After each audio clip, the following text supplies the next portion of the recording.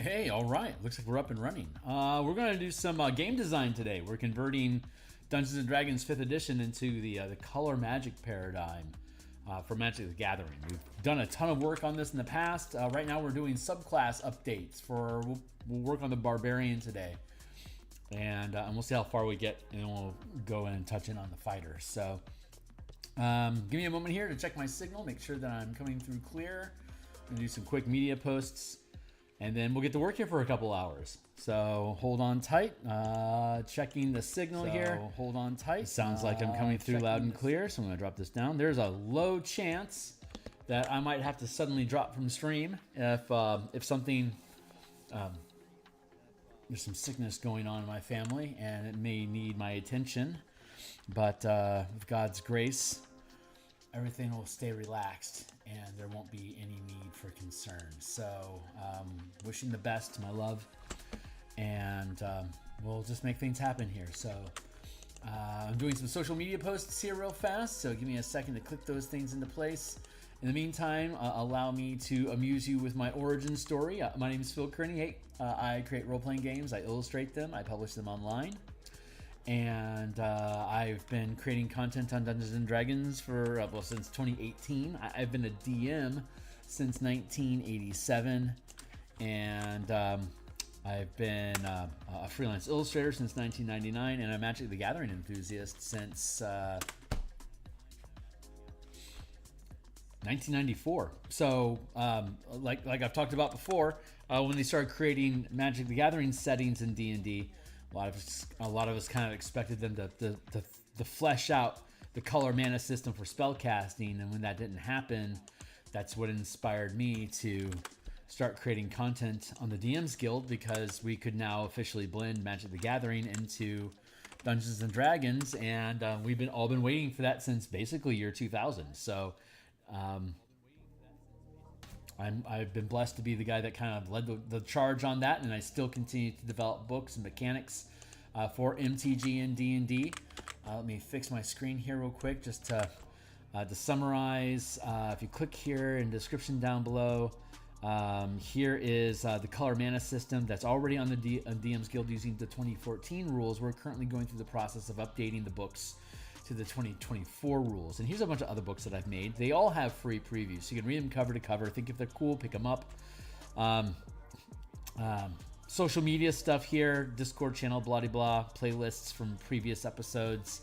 If you think today is cool, like, subscribe, hit the bell icon for notifications of when we're live in the future, which is about 9 times per week I stream, so it's pretty consistent for the past couple of years.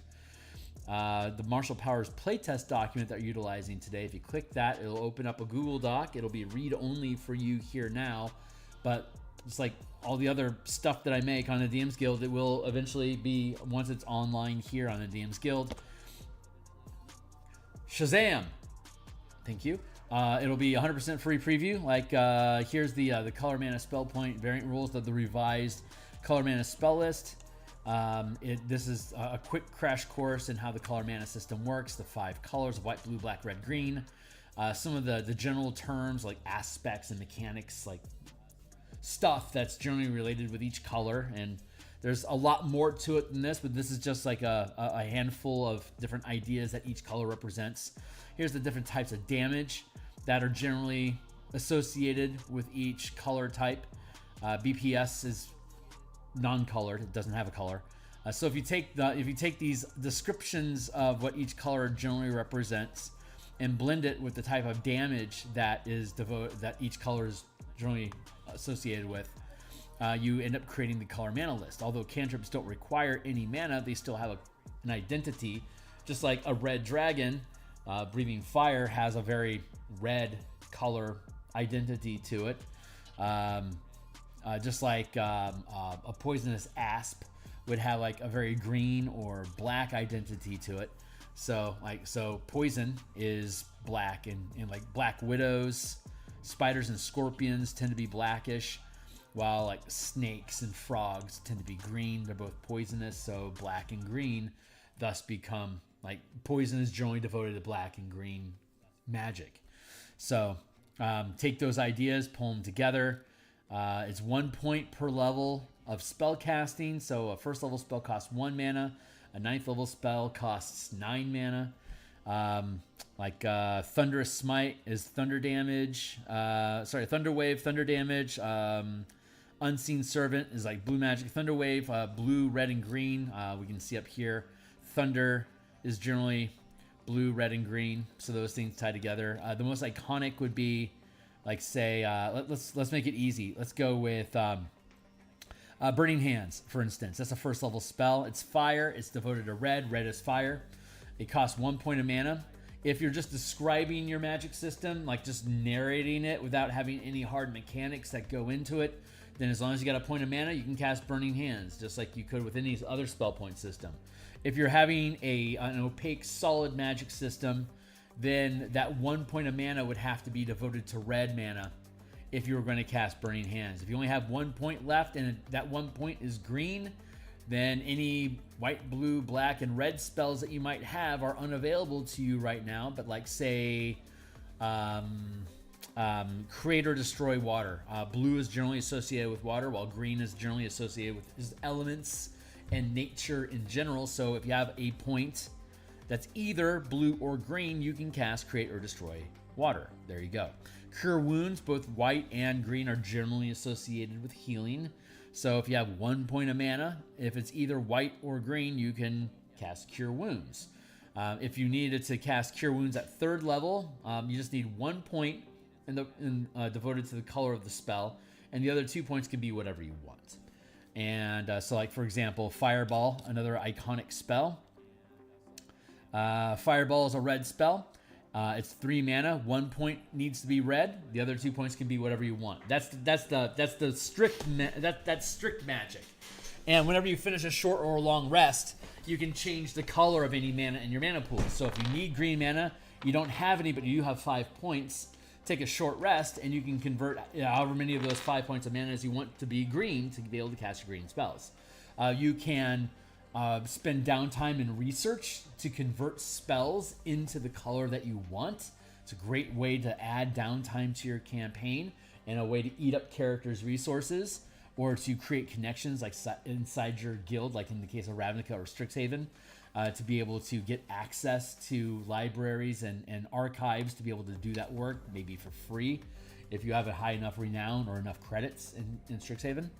But that's the general system. So you can either just have your pool of mana, and just like with the Vancian, or like, well, Vancian magic is like spell slots, and then the 8 schools of magic, all the schools are divided between the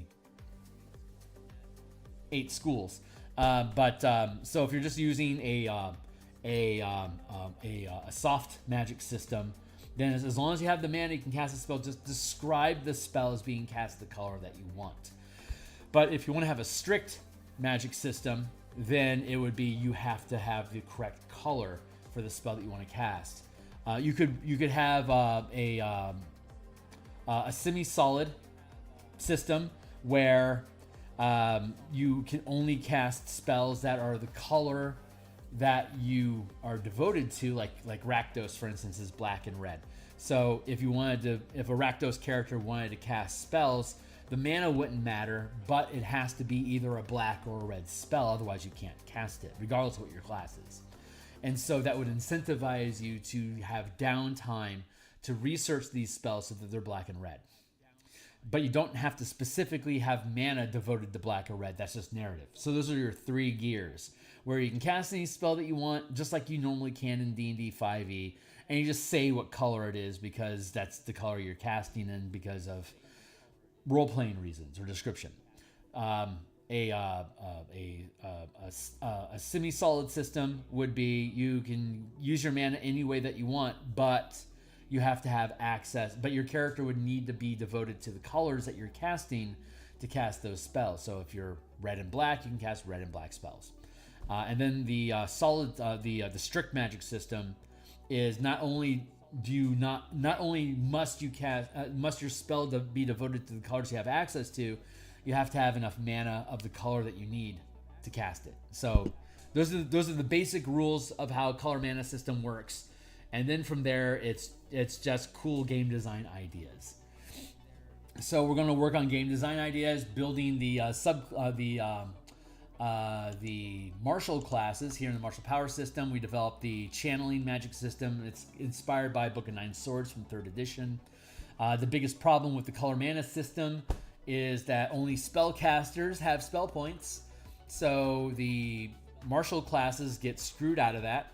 So I wanted to have a system in place where if you're playing an MTG setting, that all 13, possibly 14 character classes that are official from WotC can all use the mana resource. So all the characters basically have like the same same groundwork that they build on. And so as we go through this, as we go through the game today, I'm going to pluck this out as a separate window, and we're going to peel this open here and get into here. Martial Powers playtest document. At the front end of the Barbarian, Fighter, Monk, and Rogue are martial classes, but they use a half-casting scaffold on a short rest mana, kind of like Paladins and Rangers. They all have mana from 1 to 20, like a monk.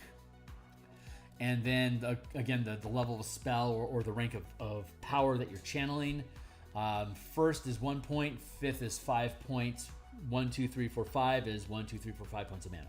Very straightforward, very simple. The Paladin, Ranger, and Artificer, they're half casters already. They get their list of spells that they can prepare, and they get the bonus spells from their class. These half casters can choose to prepare any number of spells or powers or mix them. Like if you would normally have, like, say, 5 prepared spells, you could have 5 prepared spells or 5 prepared powers, or like 2 prepared spells and 3 powers, or any mix and combination in between that you want. It's up to you. You'll have access. All martial characters have access to the entire martial power system, kind of like how clerics and druids automatically have access to all of their spells. It's just which ones do they want to prepare. Martials are the same way. So at the front end, it's going into the mechanical details, like how channeling spells works, just like the spellcasting chapter in Dungeons in the core rulebooks of D&D. And once we get to the end of all the little mechanics that go into channeling powers, like distance, targeting, blah, blah, blah, then we get into the actual list of powers themselves. There's 5 disciplines: exploits, maneuvers, reactions, strikes, and sustained powers. They all require anywhere from 1 or more mana. And then we also have meta powers, which are like cantrips. They don't cost any mana to use them, but they do eat up prepared slots. So you could build a simple fighter, like a champion, that doesn't use any mana at all. And instead, you just spend all of your prepared powers on, like, say, extra feats. You don't gain any stat bonuses, but they don't have any prerequisites either. So you can just load up on Alert and Savage Attacker and, like, Grappler, or like you go like with Great Weapon Master and Polearm Master and Sentinel if you wanted to. Like at first level, you could have Heavy Weapon Master, Sentinel, Pam, and Slasher. Like you could have those 4 feats, but like you wouldn't get any fighting styles, and you wouldn't get any cool mana abilities. So this character just wouldn't use mana. So that's a very simple character. Just get a bunch of feats. They always work. There you go. But if you want to get more complicated, you can start layering in different mana trigger effects that synergize with each other to create unique action loops and options for your characters that give them a cool set of options for them to change how they utilize the game without outpacing what you would expect any other character in the game to be able to do. Like it very much, these powers very much borrow from different things and spells that exist inside the game, and knock them down a couple pegs so that they're something that you could spam and not overwhelm the game. So those are the general ideas. And once we get through the actual feats and powers and all the descriptions of all this stuff, we get into the actual character builds. Starting with the Barbarian. And so we have the full scaffold for the Barbarian's class here. And it's been completely, all 13 classes have all been fully updated, all their scaffolds to use the mana system, modifying all of their abilities to assume that you're using mana with this system, so it's fully integrated and convertible just with this one book to be able to make that happen. They're all built out to 20th level, and we've been working on the subclasses. All subclasses gain a list of 10 bonus powers, 3, 5, 9, 13, 17, because of the half casting progression. And so we've made a number of alterations on the list of powers that exist in the game already. So we're going through, I'm going to tool back up here in this document. We're going to grab this document here and make this one our barbarian, our working page, and this is our reference page. So right now what we're doing is we're going through and we're looking at, we've already taken care of all the 2024 Player's Handbook Paths of Power for barbarians. That's already resolved. Now we're going through the Forsaken subclasses that did not graduate to 2024 yet. So like, like we have World Tree in here already. Wild Heart, sure. World Tree's in here already. Yeah, all these things. And Zealot, we got through all those. Now we're working on Path of the Ancestral Guardian. So let's go to our list of powers here and make sure everything is the level that it says it is, because there's been changes to some of the levels, titles, and availability. So I need to make sure that this power list is current. And then I want to go through each of the powers, each of the subclass features that you get with the subclass, to make sure that I didn't, like some of my shorthanded stuff. I want to make sure that I have it properly worded so that you can just refer to this document and be good to go without having to flip through multiple books. So that's what we're doing today. That's our process. Like I said, if you find this stuff interesting over the next couple hours, I'm here Monday through Friday in the morning doing artwork for books that I publish. On Mondays and Thursday nights like this, we're doing game mechanics. And then Tuesdays and Friday lunches, we do game mechanics as well. Take a swig of water. Keep ourselves hydrated while we go through this process. We'll start with our list of powers, make sure they all pan out, and then we'll move on. So alert feat, we know the alert feat's in here. We're just gonna tool down here just for redundancy. Alert feat, good. Power shield, are there any other feats?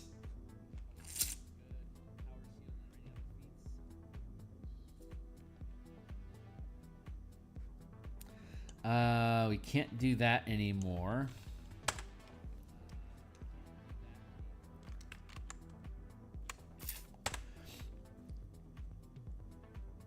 Efficient power feat.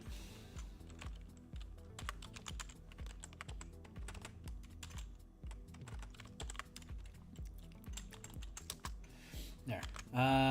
Okay, so we got alert. There's no other feats in the stack. So power shield is a sustained power 1. It basically creates a magical shield that you don't have. It's basically an animated shield that floats with you. And it starts with a +2 bonus, and at 5th it becomes a +3, then +5, +3, +4, +5. Eventually it becomes a +6 at 17th level. So it's a good piece. It's a good piece of tech, but it eats up your resources because you're sustaining that. It means you can't. It's replacing what you could, like something else that you could sustain. Force is a damage type. That's still good. Deadly Presence is sus2. That means sustained power, 2nd rank. Let's make sure Deadly Presence is, yeah, there we go. While this power is sustained, you are not restrained, stunned, or paralyzed, or incapacitated. Any creature that you can see that begins its turn or moves within reach of your melee attack takes 1 power die of weapon damage. And a power die is a D6 at 1st level, a D8 at 9th level, and a D10 at 17th level. Kicker. When you sustain this power with 4 mana, the damage increases to... that it actually isn't a kicker. When you sustain this power with 4 mana instead of 2, the damage increases to 2 power dice. There you go. So Deadly Presence, good to go. Daunting Presence is a 3rd rank. So at 17th level, when you have 5th, like when you cast 5th level spells or channel 5 mana, you could have both Daunting Presence, Deadly Presence, and Daunting Presence active at the same time. Maybe I need to change that title. While sustaining this power, attacks targeting you by creatures you can see roll with disadvantage. And when you are the only target of an effect that requires you to make a saving throw, you roll with advantage. In addition, while sustaining this power, you can expend 1 mana and target a creature as a unique first rank maneuver. If the target fails its wisdom saving throw, it is frightened of you while it remains within line of sight.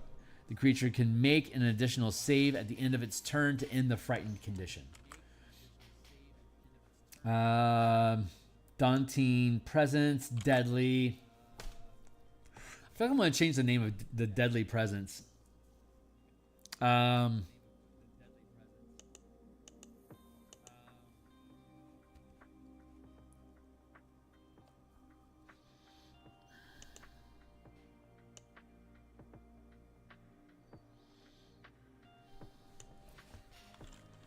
Deadly Stance?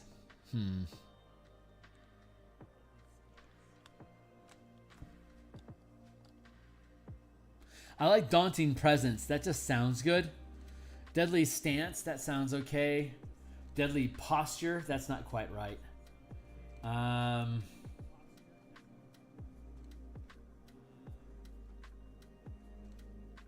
Deadly Reach.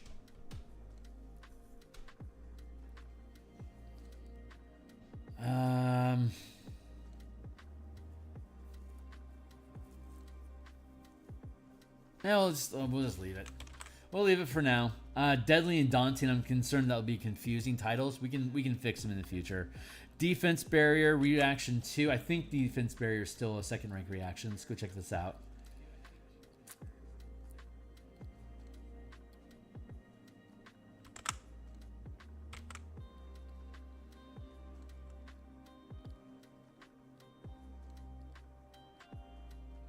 Oh, we pushed it to third. Okay. Well, luckily we're 9th level and we can afford third. For 3 mana, as a reaction to a source you can see targeting you with an attack, you create a momentary opaque barrier, granting you full cover against the attack, causing it to automatically miss unless it ignores full cover. The barrier disappears at the beginning of your next turn. So you just temporarily create an object that blocks line of sight and thus prevents you from being targeted. And then it disappears. It's expensive. It's kind of like a counter spell to an attack roll. It just prevents them from doing it. They don't lose the ability. They just simply can't target you anymore.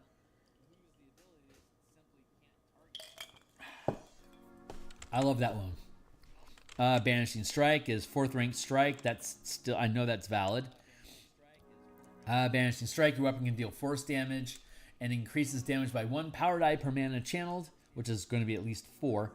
The creature is banished and incapacitated for 1 minute, returning to the same space it had been banished from if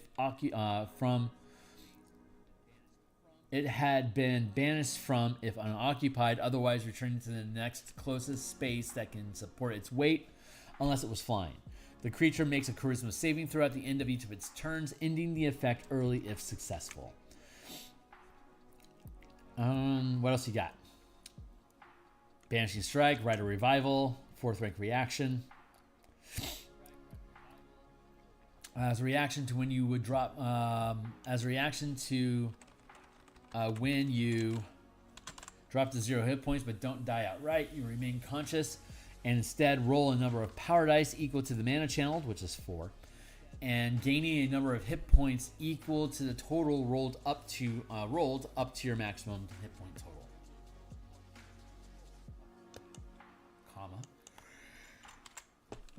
Commas in context. There we go. Rite of Revival. And then at 17th level, we get the Efficient Feat, which drops the cost of Rite of Revival from 3 mana down to from 4 mana down to 3. So Efficient Power works pretty good. Let's go through the abilities to see what we want to do with that last 17th level feature. So 3, while raging the feature, you hit an attack on your turn, becomes a target of the warriors. Becomes the target of your ancestral warriors, which hinder its attack. Until the start of your next turn, that target has disadvantage on any attack rolls that isn't against you. And when the target hits a creature other than you with an attack, that creature has resistance to the damage dealt by the attack. The effect of the target ends early if your rage ends. 6. If you are raging and another creature you can see within 30 feet of you takes damage, you can use your reaction to reduce that damage by the amount listed below. 6th level, 2d6. 10th level, 2d8. 14th level, 2d10. And 18th level, 2d12.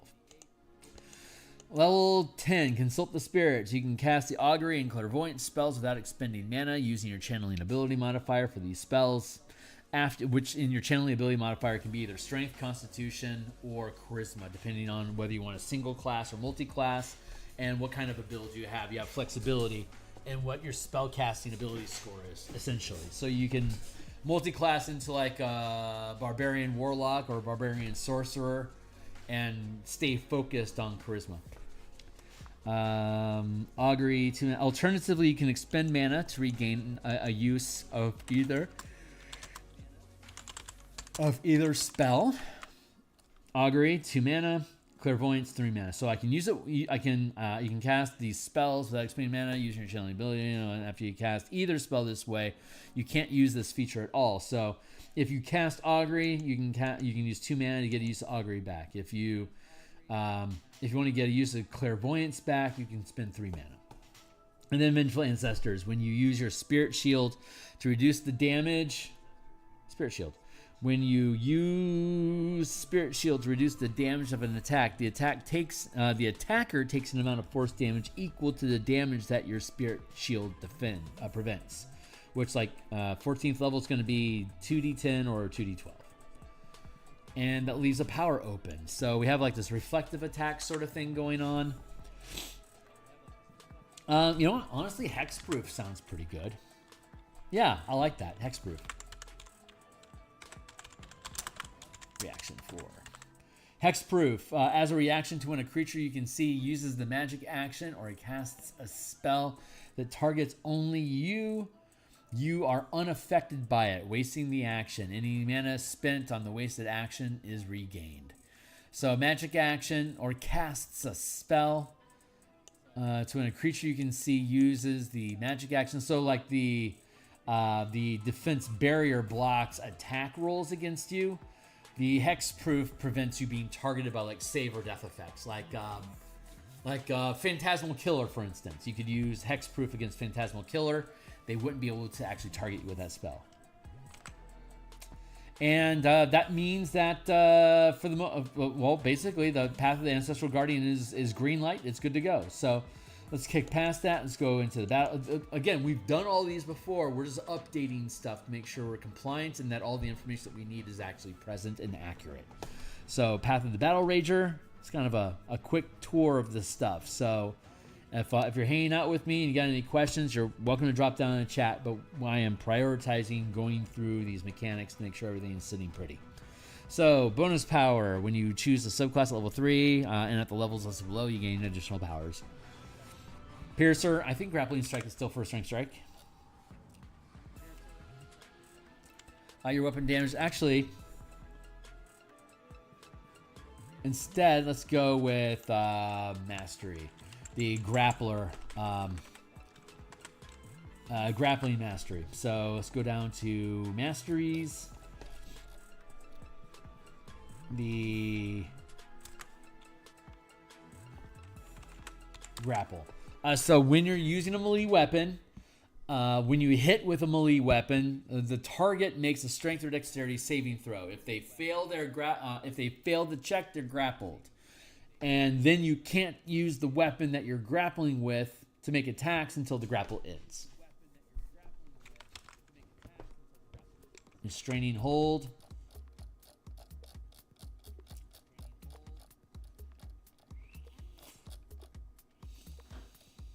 There it is. Restraining hold. Still 2.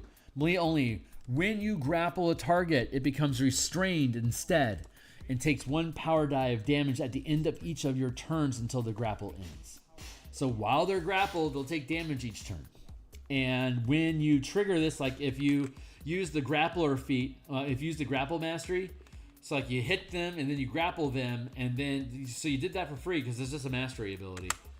And then if you wanted to, spend 2 mana and the creature becomes restrained instead of just grappled. Restraining hold. Close quarter combat is sustained power 1.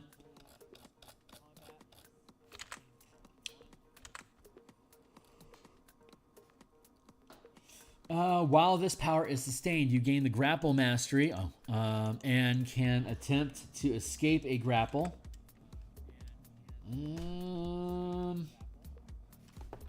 I can see now while we took grappling strike. That makes sense.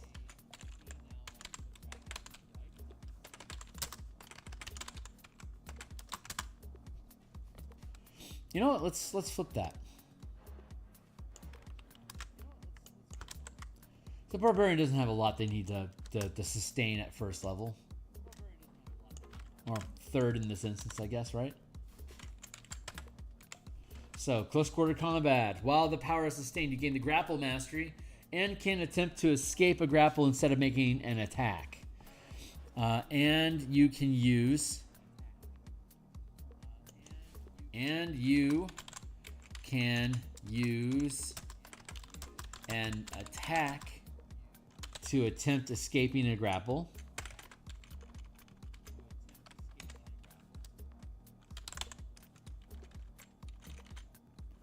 Instead of using an action. In addition, while you are grappling a creature, if it escapes the grapple, you can make an opportunity attack against that target. With that target, yeah. And then grappling strike, since we graduated at the second rank.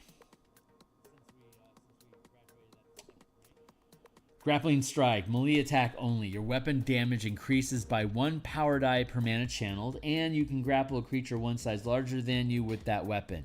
You can't use the weapon to attack until the grapple ends. But you deal, so this is basically the same as the grapple mastery, but you deal extra damage when you hit with it as well. There you go. Chip chop chiri chiru chirum. Giant size makes total sense. Second rank power. I got the sleepies.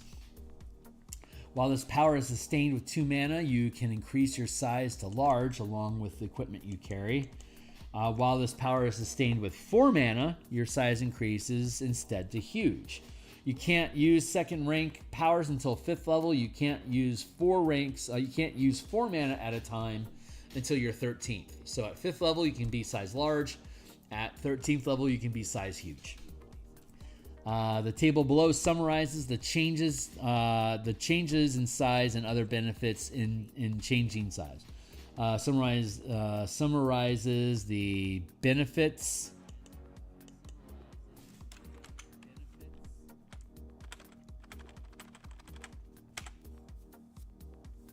Two mana, size, large, space, occupy a 2x2 space. Your weight is 8 times more. Your reach adds 5 feet and increased damage and bonus to strength ability checks. +1 power die, and then with 4, it's +2 power die. You're huge, 3x3 space, 16 times weight, 10-foot reach. Power die applies to weapon to melee weapon attacks. When huge, add both dice. When huge, and bonus to strength ability checks. So you add 1 power die to strength ability checks when you're large, and when you're huge. You rolled 2 dice and you add the highest result. This power doesn't stack with spells or effects that also increase your size, like the enlarge reduce spell. There you go. And then rush attack, exploit 1. It's like a charge.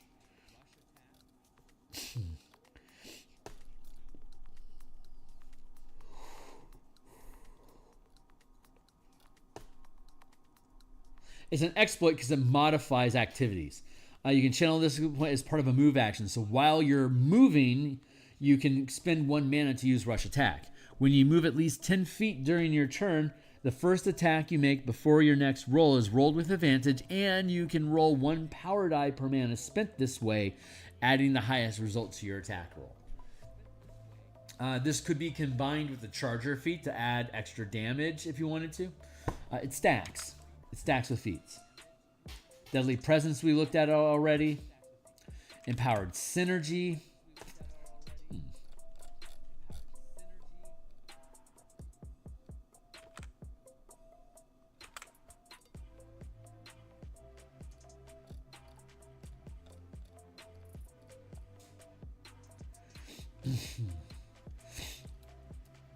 Empowered ability.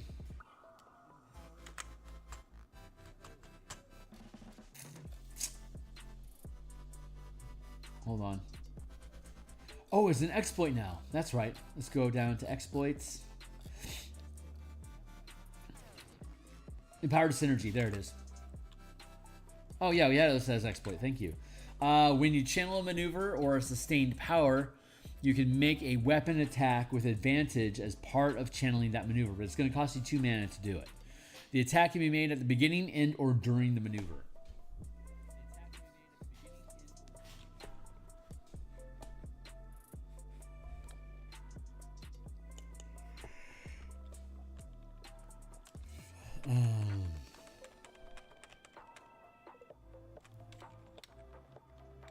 Can be made before, after, or after you channel the power, period.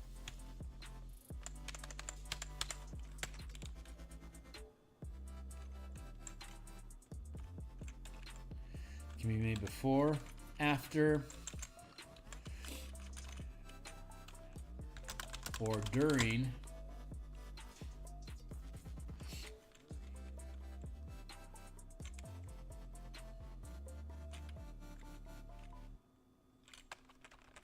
or while. Before, after, or while you channel this power.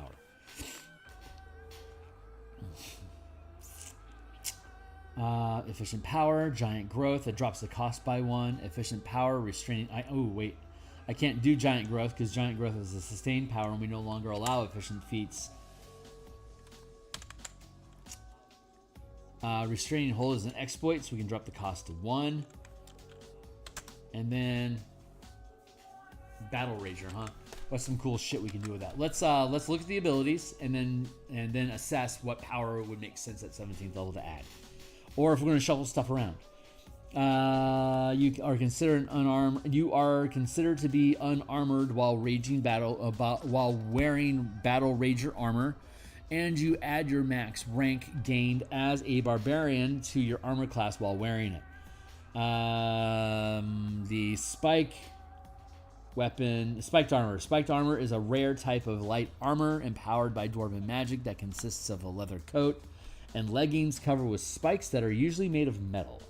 75 gold. Armor class is 11 plus your dexterity modifier. And then we have the kicker. You can add your max rank gained as a barbarian while you wear the armor. So like if you're a 3rd level barbarian, 5th level paladin, you've only gained 1 rank of power as a barbarian. 3rd level, well, 1st to 4th level is 1, 5 to 8 is 2, 9, etc. So at 3rd level, you get a +1 to your armor class. So like if my dex was 16, my armor class would be 15, and I'm considered unarmored while I do it. If I'm a 17th level barbarian, I've gained all 5 ranks of power as a barbarian, so it would be a +5. So it would be 11 plus my 16 dexterity. That'll take me to a 14. +5 is 9. And then I can equip a shield or use power shield. While you are wearing spiked armor and are raging, you can use a bonus action to make 1 melee weapon attack with your armor spikes against a target within 5 feet of you. If the attack hits, the spikes deal 1 power die of piercing damage. You use a strength modifier for the attack and damage rolls. Additionally, when you grapple a creature, the target takes a power die of piercing damage at the end of its turn. So you can use Deadly Presence to deal a power die of damage, and then you could also use this feature to deal an additional power die of damage. So basically 2 power dice of damage to targets that you are grappling. Deadly Presence, super sweet. Reckless Abandon at 6. When you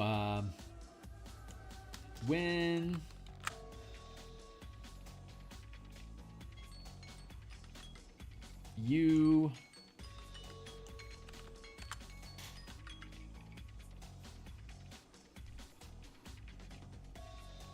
checking my shit here real quick. Cool. You gain the ability to use spiked armor as a weapon. Reckless Abandon. When you use Reckless Attack while raging, you also gain temporary hit points equal to your Constitution modifier, minimum of 1. Battle, that's at 6. Okay, additionally, when you grapple creature, you deal power die damage. When you use Reckless Attack, there we go. While raging, when you channel the rush attack power to attack with your battle rager armor, you score a critical hit if you roll the maximum result on any of the power dice. So again, just to touch base again, rush attack, that's at level 9. Nice. And then we get and this power comes in at 10. So just to remind us again, rush attack.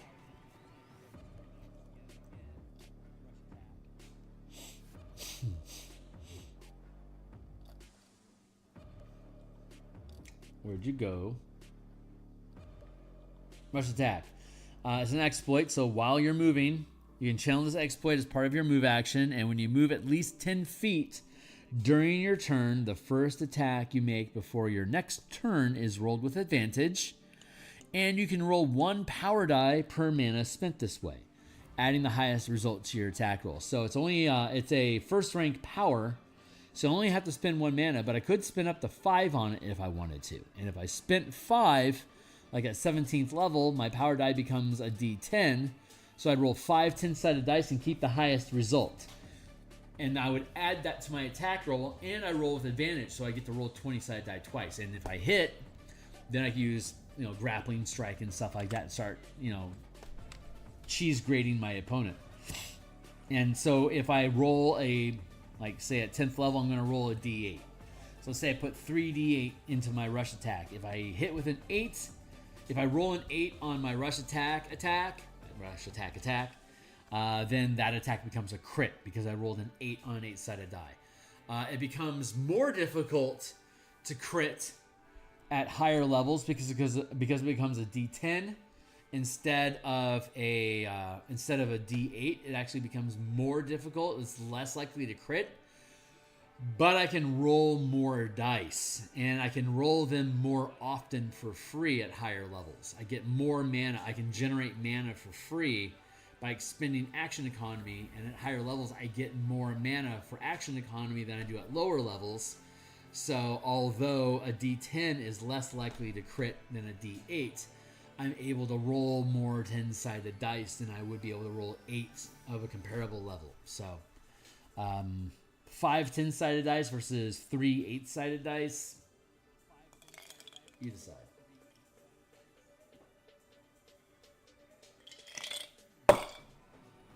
I might change that. Is this still not squaring with me?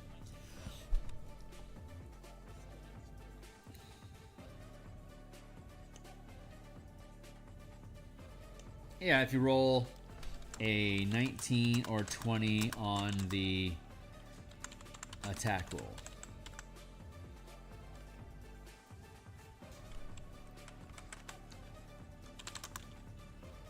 On the D20. Spiked Retribution. 14th level, when a creature within 5 feet of you hits you with a melee attack while you're raging, the attacker takes piercing damage equal to your channeling modifier, which say it's strength plus 5. That's 5 damage plus your max rank gained as a barbarian. And at 14th level, it's going to be at least a 4. It's like 5 strength, 4 max rank. You're going to take 9 points of damage if you aren't incapacitated and you're wearing your armor. You can channel a strike power with this damage as an opportunity attack. God, that's great. So that means if I hit you, I'm going to deal 9 points of damage automatically, and then I can dump mana into that reaction to deal more damage to you and potentially cause some sort of, like I could banish you. Like at 14th level, I could learn Banishing Strike. So using Spiked Retribution, if you hit me, I could channel 4 mana. I would deal 4 8-sided dice worth of, I would add 4d8 and then plus 9 from the channeling ability, and then you have to make a saving throw or you're banished. You hit me and then you disappear.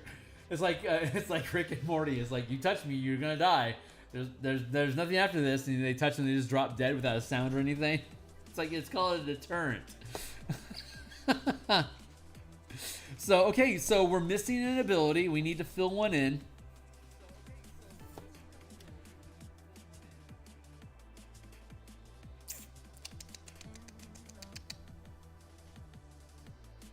Rush attack absolutely has to come in at 9th level because of the 10th level ability.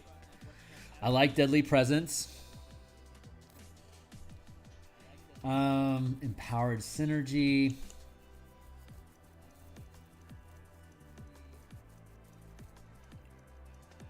You know what? I'm going to kick Empowered Synergy to 17.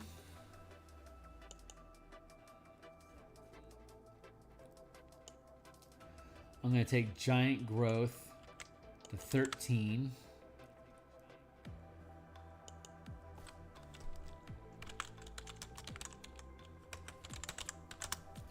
And we're going to give you Power Shield. Because it's hands-free, it's really good for grappling.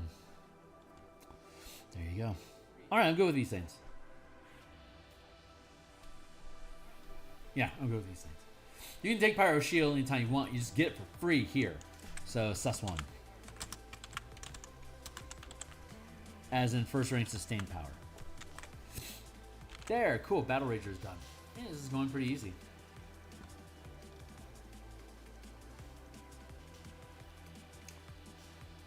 Path of the Beast. When you choose the subclass, blah, blah, blah. Alert feat, yes. Mobile feat, yes. Empowered ability, sustain 1, yes. Savage attacker, yes. Aquatic adaption, yes.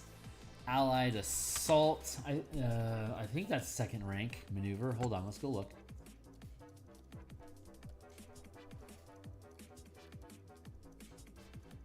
It's a maneuver. There, you and all allies gain advantage while attacking a chosen creature you can see until the beginning of your next turn. And generally the range on these things are 60 feet. Like if it doesn't mention a specific range, the range is 60 feet. Aquatic adaption, allied assault, life-stealing strike. I think life-stealing strike is 2nd rank now. Hold on.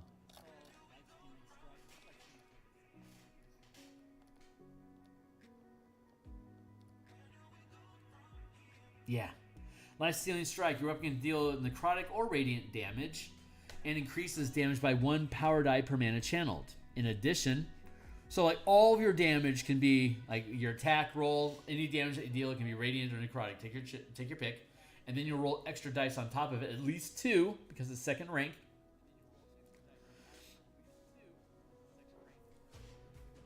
And you would add that to the damage, and you gain a number of temporary hit points equal to the result of the power dice rolled. Any temporary hit points that remain when you start a short or long rest are lost. So life-stealing strike, you roll 2 or more dice depending on your rank and how much you want to spend. That becomes temporary hit points for you. Life-stealing strike, kind of like MTG's lifesteal. So life-stealing strike, that's a thing. Rogue Stance is 1st rank. And basically, as a bonus action, you can dash, dodge, disengage. Efficient Power, Allied Assault, Maneuver 2, and then Hypertunistic, Exploit 3. Hypertunistic is when you hit somebody with an attack roll with an opportunity attack, you can attack them twice.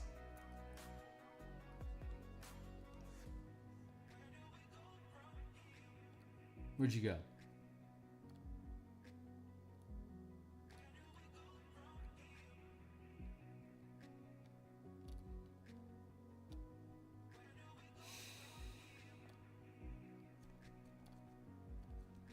Oh, it's an exploit now. It's not a reaction.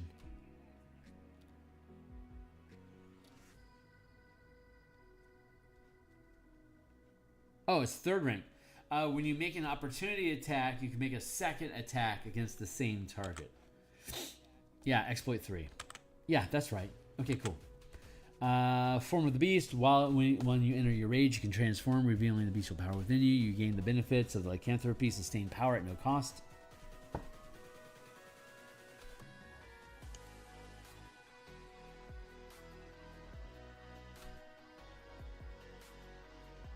You transform.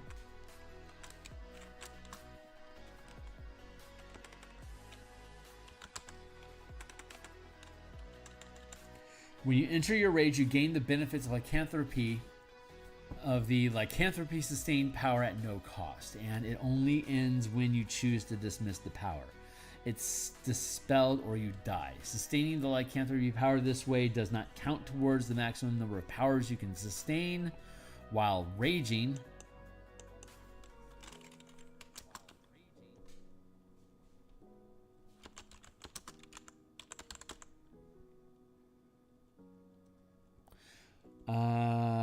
But you can choose to prepare the power and sustain it as a first rank power while you aren't raging. Alert, mobile.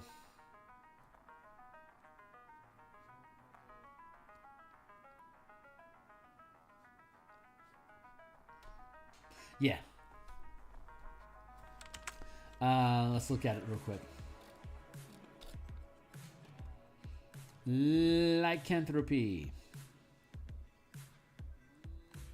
While sustaining this power, you take on the form of an animal. You know, animal-like features. You gain advantage on wisdom, perception, and intelligence checks with hunt and sentences. Feral Might gives you advantage on strength checks and saving throws. And natural weapons gains unarmed attacks that deal 1 power die plus strength or dexterity modifier. The damage can be either bludgeoning, slashing, or piercing, which you choose when you channel the power.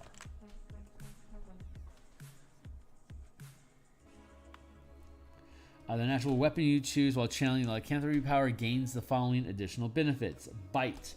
Your mouth transforms into a bestial muzzle, or great mandibles, your choice. It deals piercing damage equal to your power die on a hit. Once on each of your hits. Once on each of your turns. When you damage a creature with this bite, you regain a number of hit points equal to the result of the power die roll, provided you have less than half your hit points when you hit. So it basically retains a lycanthropy ability, but you gain a number of hit points equal to the result. There you go. Your mouth transforms into a bestial muzzle.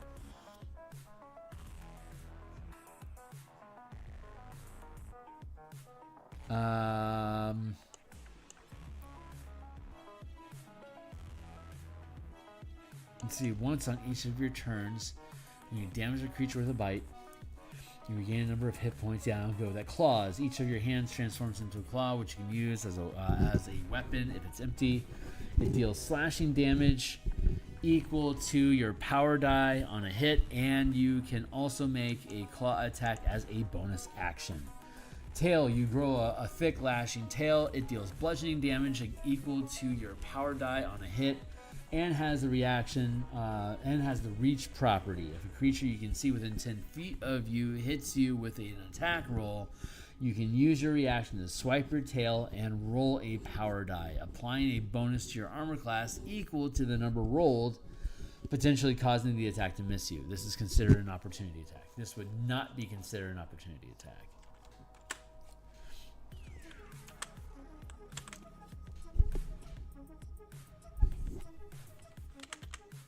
Cool.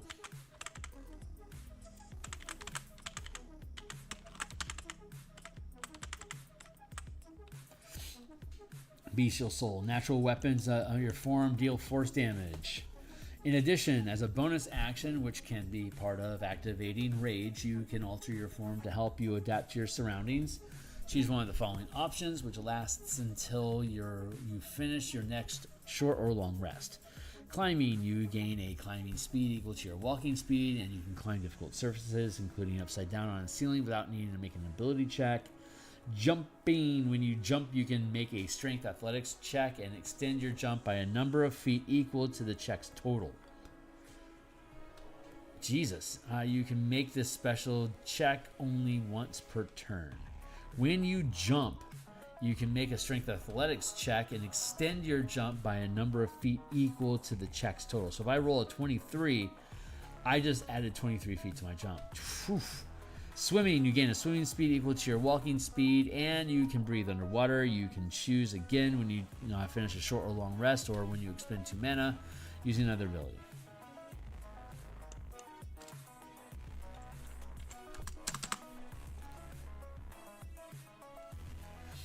Infectious Fury.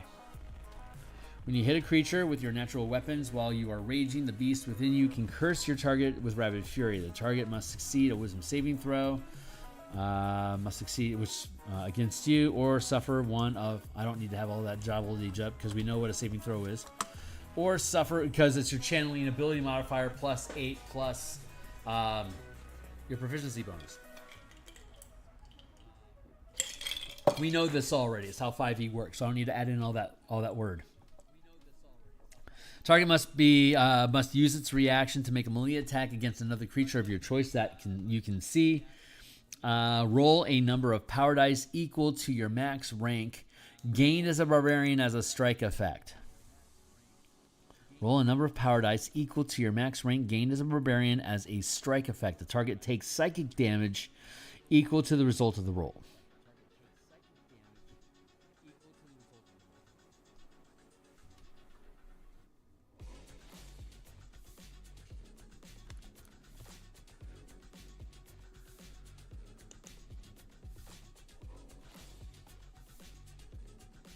You can use this feature a number of times. That's a lot. I want to look at what it actually is because that feels unbalanced. Let's crack open classes and drop down to 2014. Burb. Beast. See what kind of damage you're dealing here, buddy.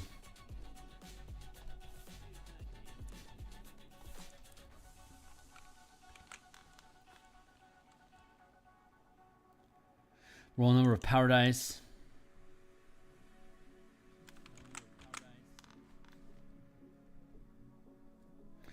Roll a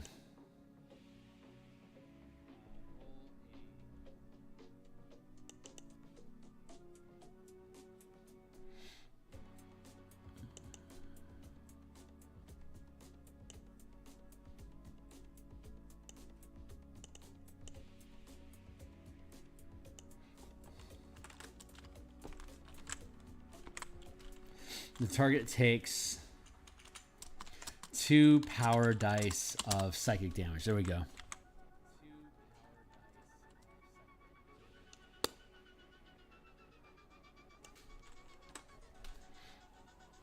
You can use this feature a number of times equal to the max rank gained as a barbarian, and you regain all expended uses when you finish a long rest. While raging at the beginning of your turn, if you don't have any uses left as a free action, you can spend 2 mana. When you gain this feature a number of times, equal to max rank gained as a barbarian, you regain all expended uses when you finish a long rest.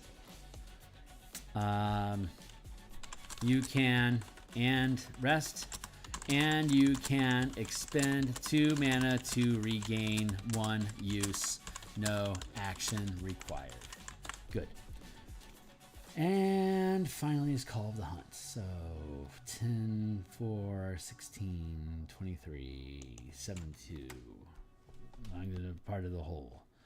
The beast within you grows so powerful that you can spread its ferocity to others and gain resilience from them joining your hunt. When you enter your rage, you can choose a number of other willing creatures you can see within 30 feet of you or of equal 30 feet of you equal to your channeling ability modifier.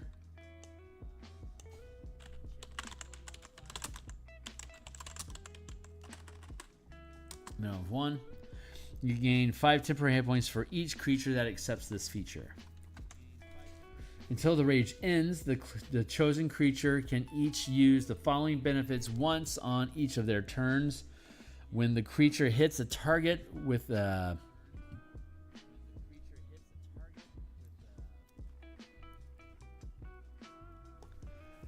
until your rage ends, the chosen creatures can each use the following benefit once on each of its turns. That's a wonky way to word this. When the creature hits a target with an attack roll and deals damage, the creature can roll your power die and add the result to the damage. You can use this feature a number of times equal to your max rank gained as a barbarian, and regain all expended uses when you finish a long rest. When you regain your rage, if you don't have any uses left as a free action,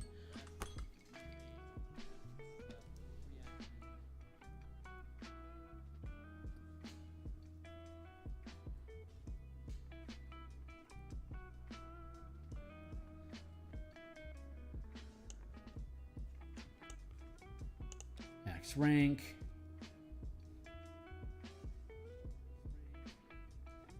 Max rank. There we go. Good. Okay, cool. So that's good. Are we missing something? 6, 7, 8. 1, 2, 3, 4, 5, 6, 7, 8, 9, 10. Good. 1, 2, 3, 4, 5, 6. Yeah. Path of the Beast.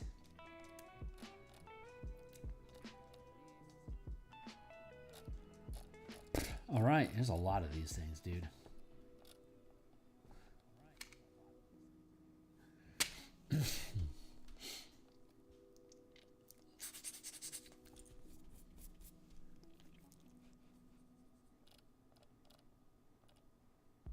All right, Path of the Giant. Cannibalized Power, Savage Attacker. Let's look at Cannibalized Power. I've been thinking about that one. I want to look at it again.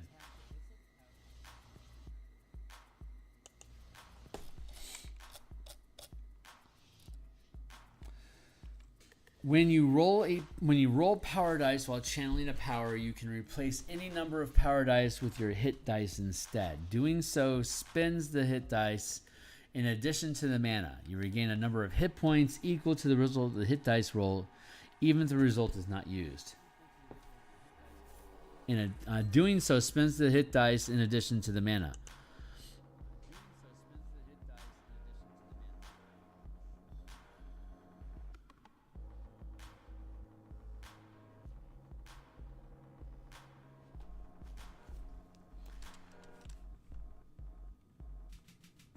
Power dice with your hit dice instead.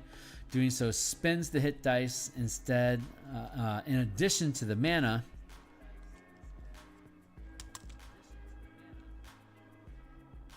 Period. You regain a number of hit points equal to the result of the hit dice rolled, even if the result is not used. For example, a 6th level fighter burning 2 mana to add 2 power dice to the damage roll while channeling a strike power can choose to spend 2 hit dice, rolling 2d10 instead of 2d6 to add both damage to the attack and heal your hit points. So that's actually really, really useful. I dig it. Neat. So Cannibalized Power, love it. Savage Attacker, love it. Giant Growth, we already have it. Efficient Power, Giant Growth, drops it down to 2.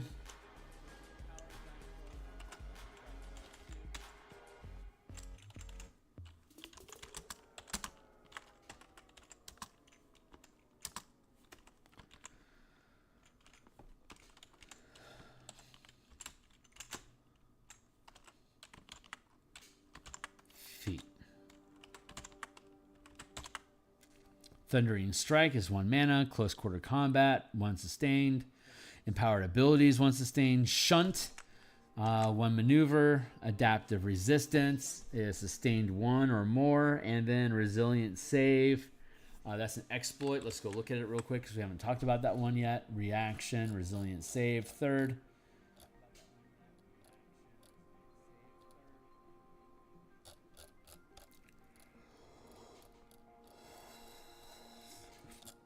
Too far. What is it? Exploit.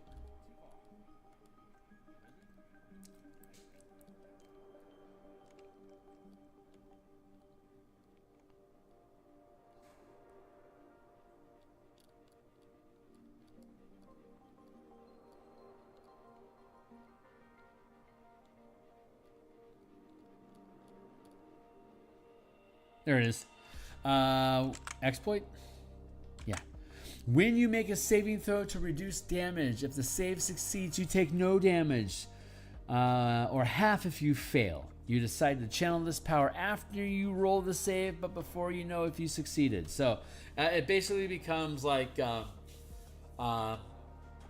evasion for any saving throw.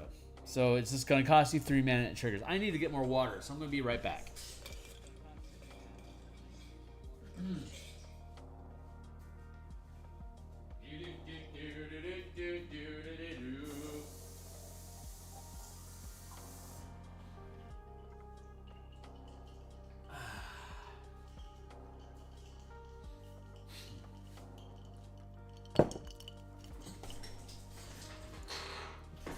All right, guys. Okay, level 3, Giant Stature. When you activate your Rage feature, if you choose to expend 1 mana to sustain it, when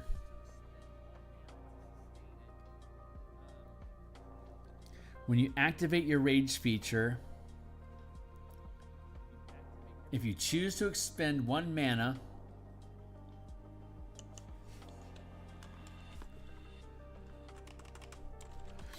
when you activate your Rage feature, you can sustain the giant growth power as a first rank. You can choose to sustain giant growth as a first rank power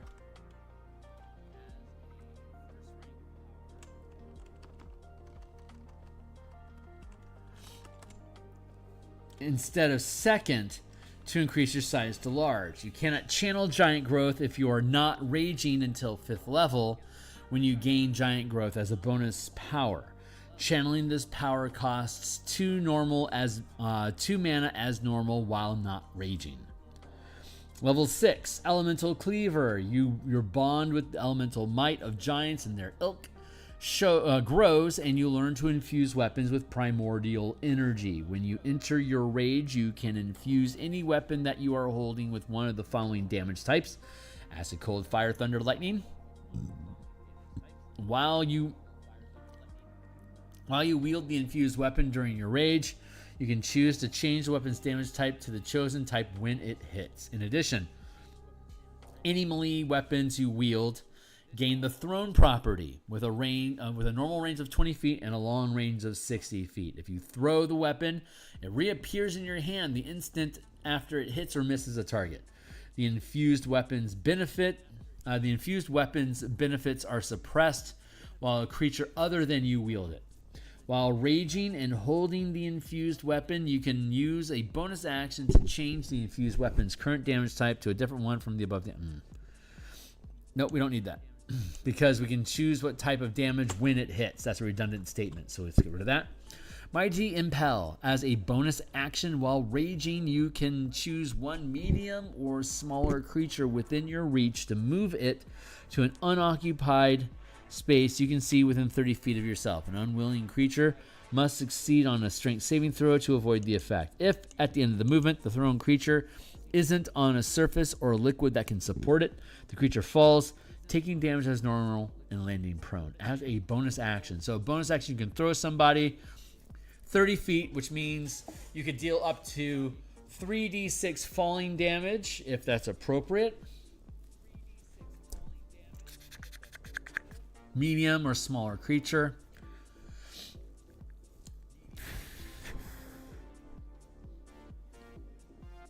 Oh, to a space within 30 feet of yourself. No, wait, that could also be in the sky.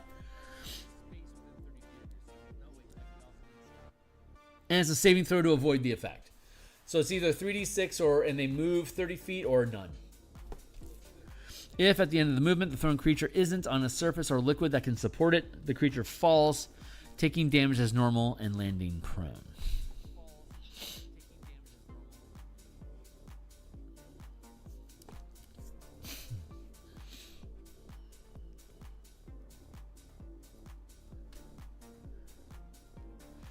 Demiurgic Colossus. When you activate your rage feature, you can choose to expend 2 mana instead of 1 to sustain it, and also gain the benefits of sustaining giant growth as a second rank power instead of let's see. When you activate your rage feature,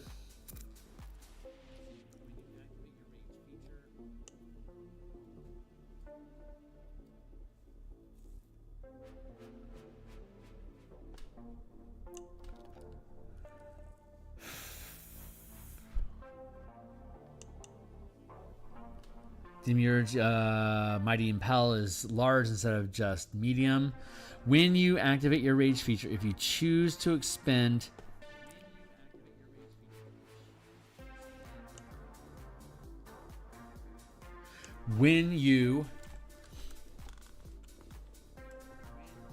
channel giant growth while raging, you can sustain the power with 2 mana, gaining the benefits of huge size instead of large.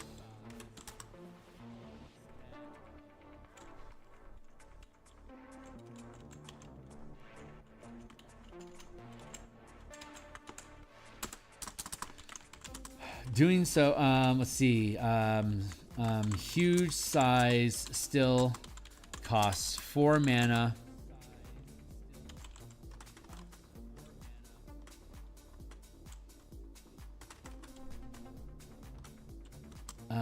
If you aren't raging,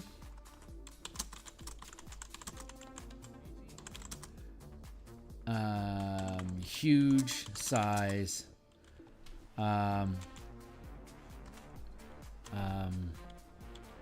remains a still costs 4 mana. Requires 4 mana to sustain as normal. And you could do that at 13th level, so this 14th level doesn't come in as anything unusual. Furthermore, you can now use the Mighty Impel feature to throw things. Cool, okay, that's done. Storm Herald. Adaptive resistance, good. Cannibalizing power, we just looked at that. Flaming strike, yes. Freezing strike, yes. Shocking strike, yes. Thunder strike, yes. Bursting strike. Is bursting strike still a strike power? Roll with the hit. Let's look at that. Bursting strike. That might actually be an exploit now, not a strike. Hold on.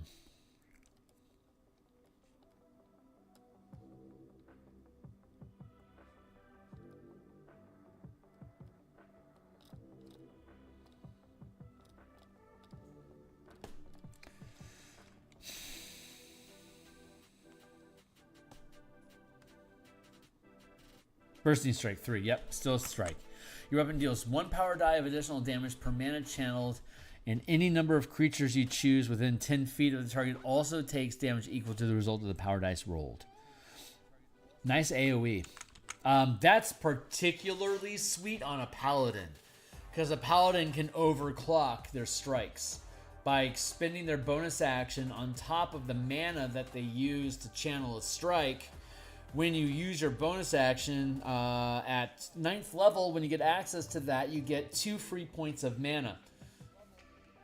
So you get your, you could channel up, you'll have to channel up, you channel 3 mana. And then with your bonus action, you could add in an extra 2 dice. So you could do 5d8 damage for the cost of only 3 mana and expending your bonus action. With Bursting Strike, that 5d8 will hit all creatures within 10 feet of the target.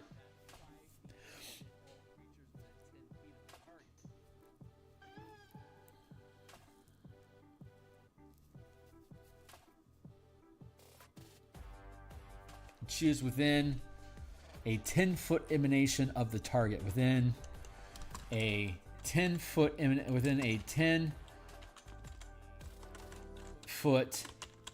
emanation from the target, also take damage equal to the result of the power dice damage rolled. They can each creature that takes damage this way can make a dex save for half.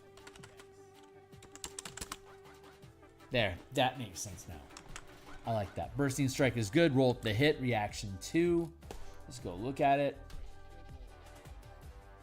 Roll up the hit, reaction 2 mana. As a reaction to taking damage from an attack, you reduce the damage by half. So it's like roll up the hit. It's like whatever the rogue ability is.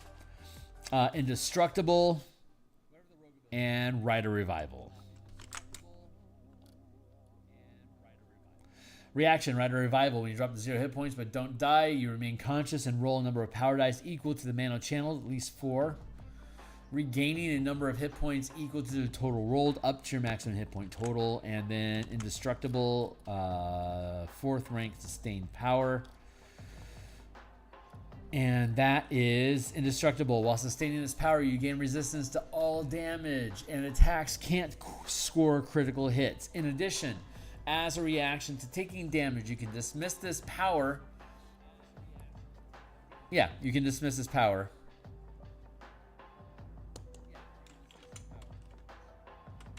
Period. If you do, until the beginning of your next turn, you are immune to the trigger damage type. For 4 mana, I'm pretty good with that. I don't think I need the kicker.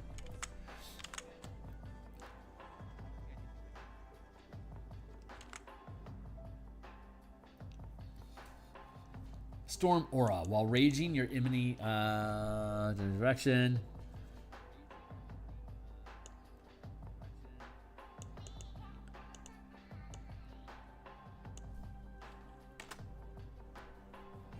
While raging, you can use a bonus action, including the action not used to activate rage, to activate an effect based on what sort of aura you choose, which you can change whenever you expend the use of rage. Desert. When this effect is activated, all other creatures in your aura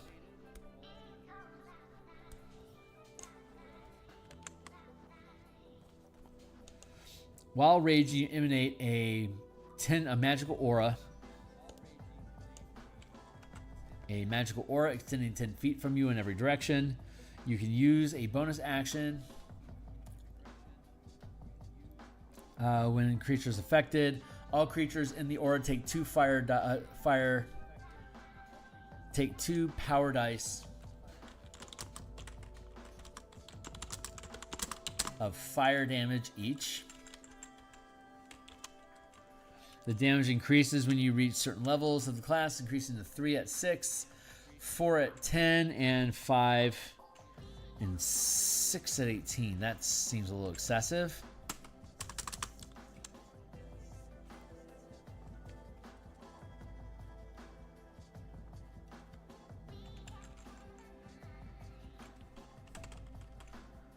All other creatures, each creature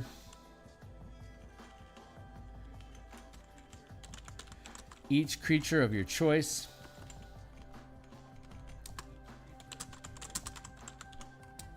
that you can see in your aura takes 2 power dice of fire damage. The damage increases when you reach certain levels, increasing to 3.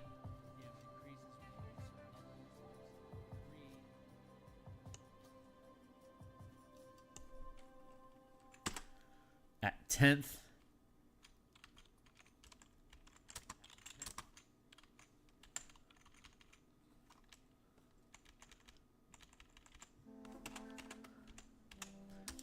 At 18th. C, when the effect is activated, you can choose one other creature you can see in your aura to take lightning damage equal to your barbarian level.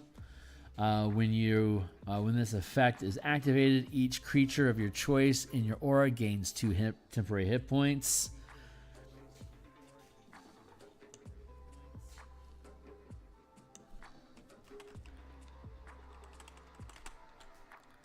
Gains temporary hit points.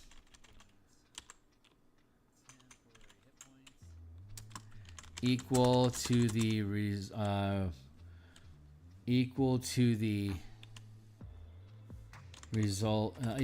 roll of 1 power die.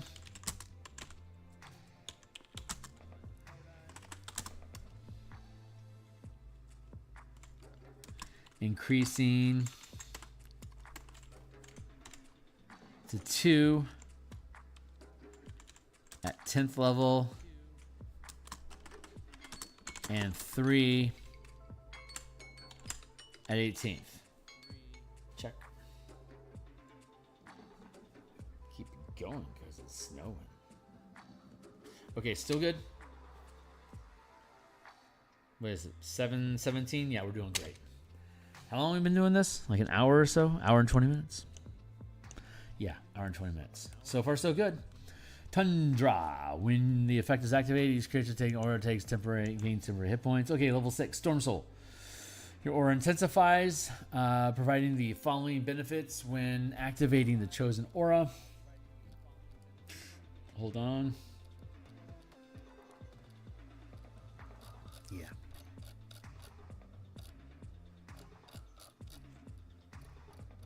Sorry, I got lost here for a second.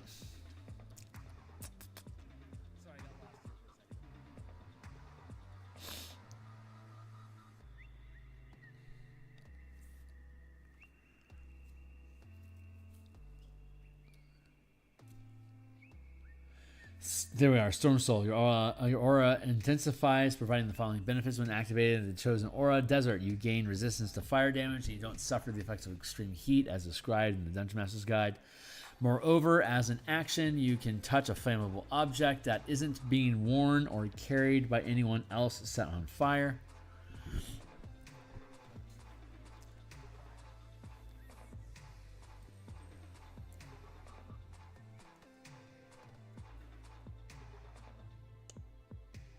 And give it the burning condition. You gain resistance to lightning damage. You can breathe underwater. You also gain a swimming speed of 30 feet. You gain resistance to cold, and you don't suffer the effects of extreme cold. Moreover, as an action, you can touch water and turn a 5-foot cube of it into ice, which melts after 1 minute. This action fails if a creature is in the cube. If a creature occupies that space.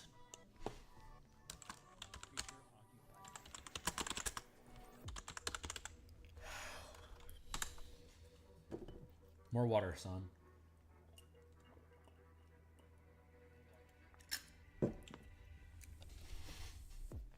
And Shielding Storm. Creatures of your choice within your aura gain the damage reduction of the aura.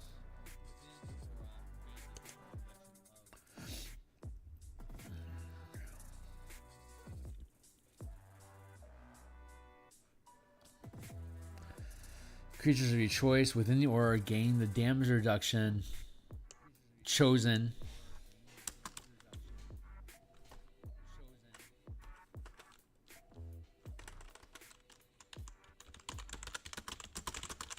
to the damage type of the chosen aura.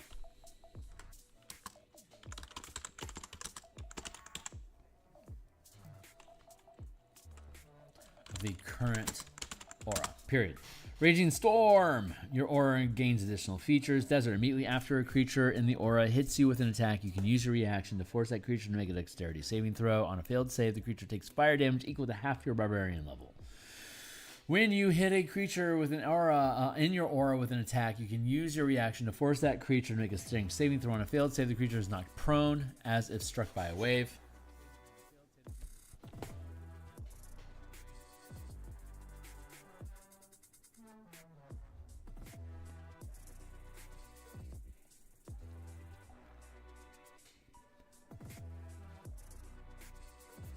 When you hit a creature with your aura, in your aura with an attack, you can use your reaction to knock that creature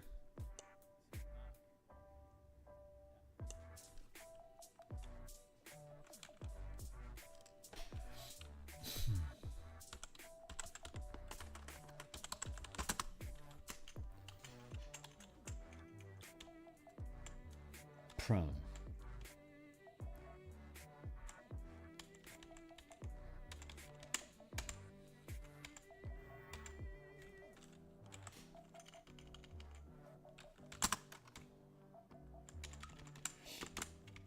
When you hit a creature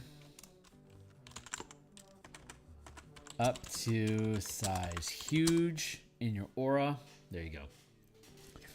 Whenever the effect of your storm aura is activated and you can choose one creature you can see in the aura, the creature must make a strength save or its speed reduced to 0 until the start of your next turn as Magical Frost covers it.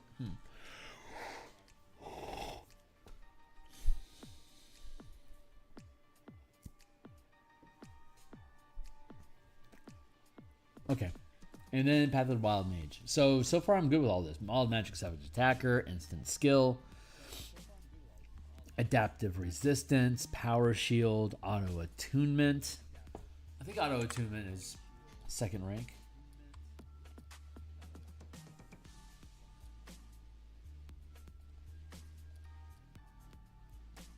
Auto Attunement. While sustaining this power as an object interaction, you can choose to attune to a magic item you're wearing or holding that you meet the prerequisites to use, up to your maximum number of attuned items. When you choose a new item, you can choose to end attunement of another item as part of the interaction. If you are already attuned to the maximum number allowed, if the item is cursed, replace it with the attunement of a random item. If you are already attuned to the maximum, if the item is cursed, replace it with the attunement of a random item.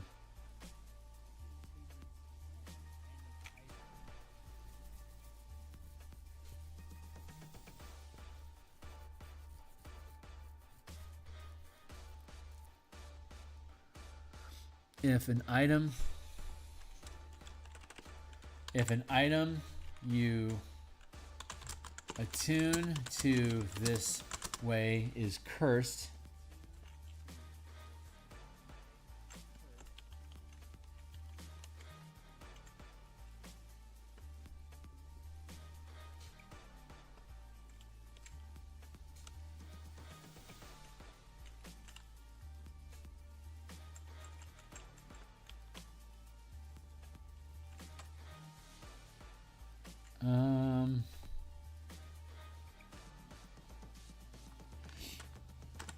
you remain attuned and cursed even if you dismiss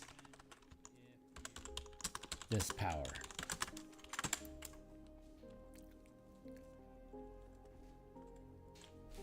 There we go. Auto attunement. Good to go. Curse of Exposure, reaction 3. I think that's still valid. Let's verify.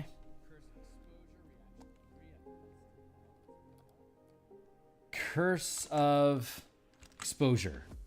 As a reaction to when you see a creature within range taking damage, if it has resistance, it loses this property. Alternatively, if the creature is immune to damage, it instead takes half damage.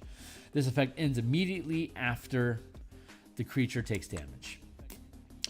Ghost Walker 3 sustained. Lets you walk through shit.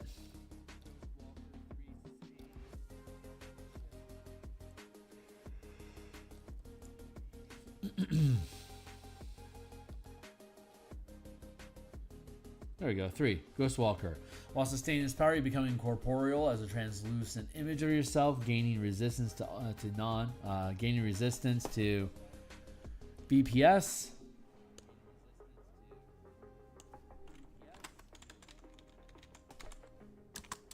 BPS, you can move through other objects and other creatures and objects as if they were difficult terrain. Any round you end within an object, you're ejected from the space, returning to the last position you occupied or the nearest location to that space, and you are incapacitated to the beginning of your next turn.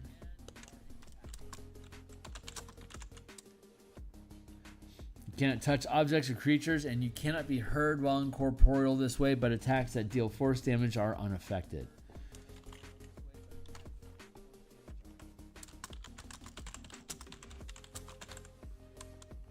Can still reduce your HP.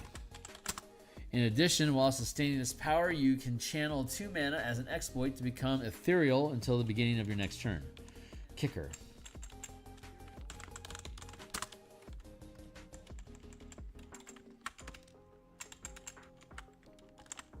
While sustaining this power, you can channel 2 mana as an exploit to become. You can. Until the beginning of your next turn. There you go.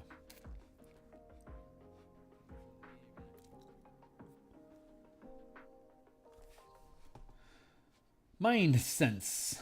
We don't have to worry about that. Ghost Walker, Regeneration, Maneuver 2. I believe that's still in place.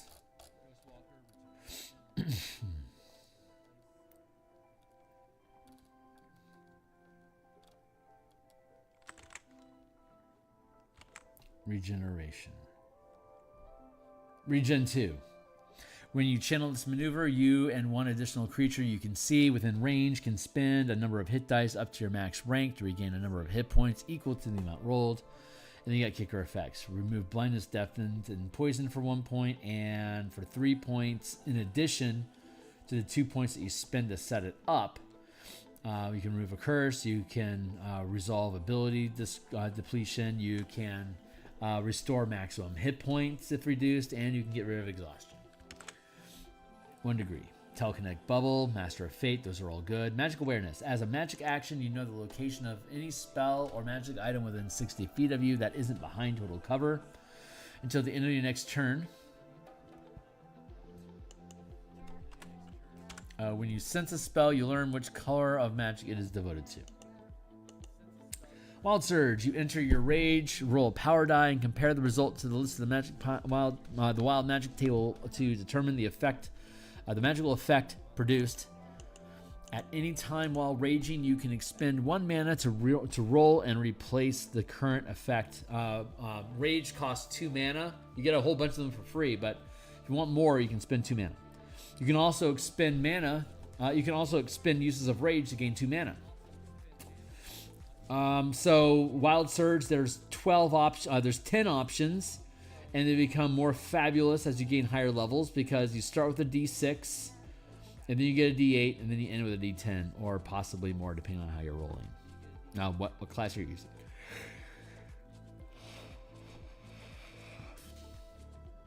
Like the teleport 30 feet to an unoccupied space is a bonus action.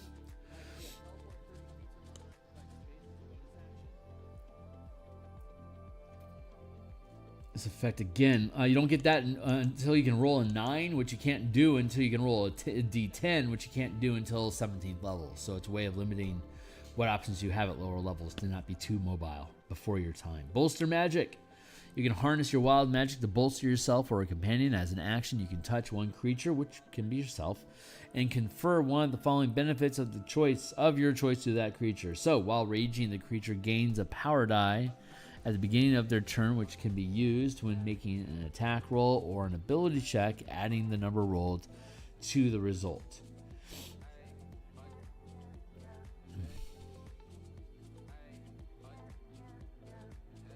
The creature regains mana equal to the max rank max rank gained equal to the max rank of power. Gained as a barbarian. Once a creature receives this benefit, that creature can't receive it again until after a long rest. You can take this action a number of times equal to your max channeling rank gained as a barbarian. And you regain all expended uses when you finish a short rest. You can regain one of these features by expending 2 mana. And then 10th level Unstable Magic. When you are imperiled during your rage, the magic within you can lash out immediately after you take damage or fail a saving throw while raging. You can use your reaction to roll on the wild magic table and immediately produce the effect rolled. The effect replaces your current wild magic effects. And then Controlled Surge. Whenever you roll on the wild magic table, you can choose any effect equal to or lower than the result that you rolled. So you have control over your decisions.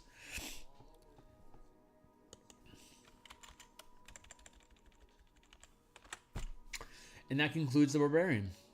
And next we have the Fighter. And honestly, I'm feeling a little fatigued. It's going to be a short session today. I'm just going to go ahead and cut stream here. My plan is to get to sleep early tonight. I've got some family that's not doing well, so I want to go ahead and cut stream here so that I'm available in case anything is needed. So I'm going to go ahead and just cut out here. I'm going to be back tomorrow around... I'll be back tomorrow morning to do Edron art, but I'm going to be back tomorrow at lunchtime around 2:30 Seattle time, which is -8 UTC. We'll be around for about an hour or so to do more martial powers design work. We're going to get in on the fighter, and then Monday night we'll work on the fighter some more. Tuesday lunch we'll work on the fighter. We'll probably be done by then. And then on Thursday and Friday we'll work on the monk. And then probably on Monday, Tuesday, and Thursday next week we'll finish the monk and get in on the rogue.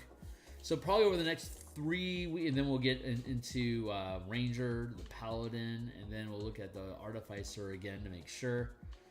And that should finish off all our business. So about 3 weeks from now, we'll start getting into Strixhaven, building out the mechanics in the battle arena, and all the bits for Mage Tower competitions. All right, yeah, I'm gonna go ahead and cut stream here now. I'll see you guys. I'll see you guys in the morning. Like, subscribe, bell icons, notifications. Thanks a lot for being here. I'll see you on the other side. Cheers.